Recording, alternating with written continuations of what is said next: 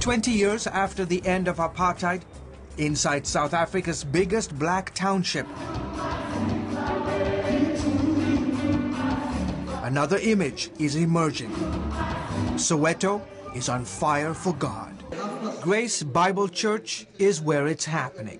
They began in 1983 with a handful of people. It has now more than 15,000 members and 11 satellite churches across South Africa. Moso Sono is the senior pastor. God said, if you seek me, you'll find me. If you long for me, if you seek for me with all your heart. I think the Africa is very hungry for God. And the proof is in the numbers. For 4 months, researchers crisscrossed South Africa and 18 sub-Saharan African nations. They interviewed more than 25,000 people face-to-face in 60 different languages. What did they discover? Well, clearly the most religious place on earth. Luis Lugo is with the prestigious Pew Research Center.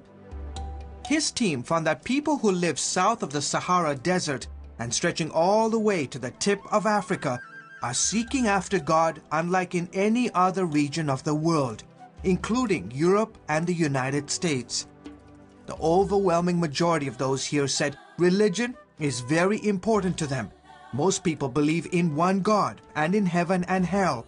They say the Bible is the literal word of God, and a vast number believe Jesus will return in their lifetime. From the importance of religion in people's lives, to attendance at religious services, to believe in God, to prayer, you name it, one after another, Africa ranks at the highest level in terms of global comparisons.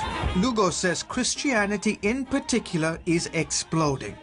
In 1900, there were 7 million Christians in sub-Saharan Africa. That number is up 70-fold today to a staggering 470 million. Christians are now 60% of the population. That growth, by any global comparison or historical comparison, has to be one of the most rapid religious transformations in the history of Christianity in the last 2,000 years.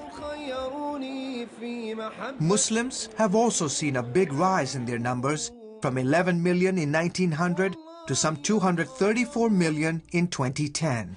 You know, it's not to say that the indigenous African beliefs are not being practiced today on the continent. In fact, a survey found that half of the people questioned here in South Africa believed that sacrifices to the ancestors and even spirits can protect people from harm. And the Pew survey shows that despite the dominance of Christianity and Islam, traditional African religious beliefs haven't diminished. Nonetheless, Jacques Vernon could never have imagined today's phenomenal growth of Christianity. Born in the Central African nation of Gabon to Swiss parents, Vernon says he was 20 years old when he got the calling from God to be a missionary to Africa. In those days, I never preached before big congregation. 57 years later, he leads one of the largest churches in the Democratic Republic of Congo. He has 60 other churches around the country.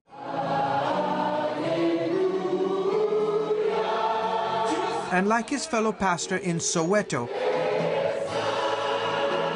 Vernon says he bears witness to the power of God in people's lives.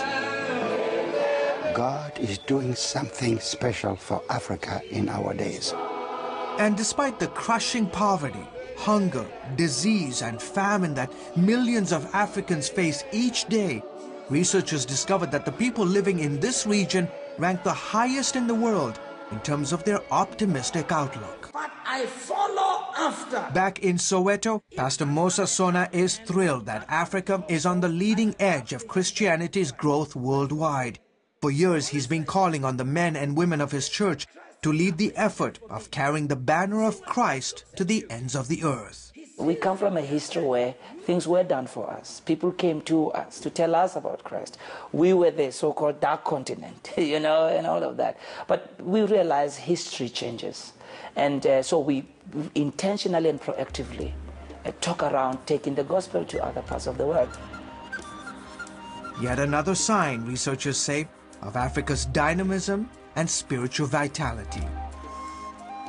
George Thomas, CBN News, in Soweto, South Africa.